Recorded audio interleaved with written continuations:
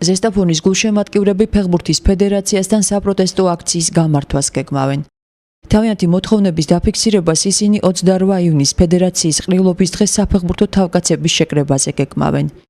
დავით აბაშიძეზე შეკრებულმა გულშემატკივრებმა საპროტესტო აქციის გამართვის შესახებ დღეს დააანონსეს ინფორმაცია და ზესტაფონის თანაბარ პოზიციაში ჩაყენება ყველა გუნდთან ერთად ფედერაციას და სპორტის სამინისტროს კიდევ ერთხელ მოთხოვეს.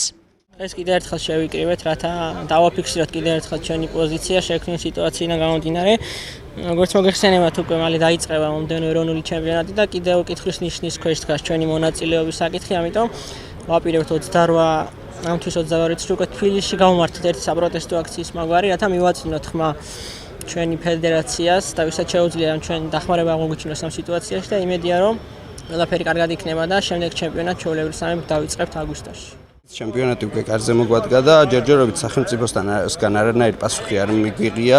ჩვენ ზესტაფონის ფანკლუბი და ზესტაფონელები ყოველთვის დგავართ ზესტაფონის გვერდში და დღესაც შევიკრიბეთ, რათა ჩვენი აზრი დავაფიქსიროთ კიდევ ერთხელ, რომ გვინდა ჩვენ თანადგომა და უნდა დაგვიდგეს გვერდში სახელმწიფო. თორე სხვანაირ შემთხვევაში საქართველოს ჩემპიონატს გამოაგდება ესეთი გუნდი, როგორც არის ზესტაფონი, ტიტულოვანი გუნდი, ორჯერ ჩემპიონი გახდა. ფედერაციამ უნდა დაუჭიროს მხარი ბატონ ილო კოკაიას მოთხოვნას, სამართლიერ მოთხოვნას, რომ ყველა მუნიციპალიტეტმა დააკმაყოფილოს მიწეს გარკვეულ თანხა ერთნაირად, როგორც ზესტაფონს, ასევე სხვა გუნდებს. ამით წინ იყო საუბარი, რომ არის გორმა კარგი თამაშები ჩაატარდა, მაგიტომ მივეცით ჩვენ 2 მილიონი დაფინანსება.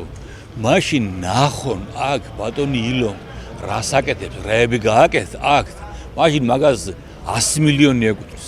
ჩვენი მთავარი ძირითადი მოთხოვნა არის დაგვჭეს გუნდი ბატონ ილოს ხელმძღვანელობით, დააფინანსოს ფინანსთა სამინისტრომ შეუქმნას პირობები მუნიციპალიტეტს ისე რომ გარკვეული თანხა 2 მილიონი იქნება თუ 1,5 მილიონი იქნება, თანაბარ პოზიციაში დააყენოს ყველა გუნდებთან ერთად. ზესტაფონის გულშემატკივრებს და კლუბის პრესამსახურს ერთგვარი პრეტენზიები მუნიციპალიტეტთანაც აქვს. მათი თქმით, მაშინ, როდესაც სხვა ქალაქების კლუბები მუნიციპალიტეტის დაფინანსებით შეკრებების გავლასაც ახერხებენ, ზესტაფონის გამგეობა ამ ინიციატივას არ იჩენს.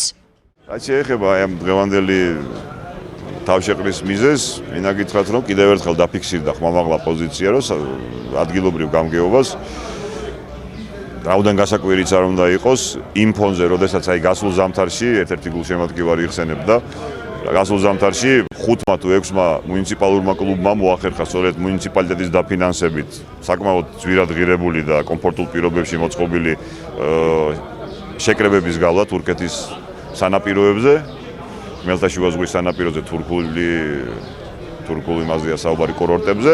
ზესტაფონს ელემენტარული მარტივი რაღაცეების გადაწყვეტის საშუალებაა, მაგრამ ეს მე კიდევ ერთხელ უნდა გავიმეორო, რომ დამოკიდებული ამ ქალაქისადმი არის ძალიან უცნაური რა საერთოდ რა.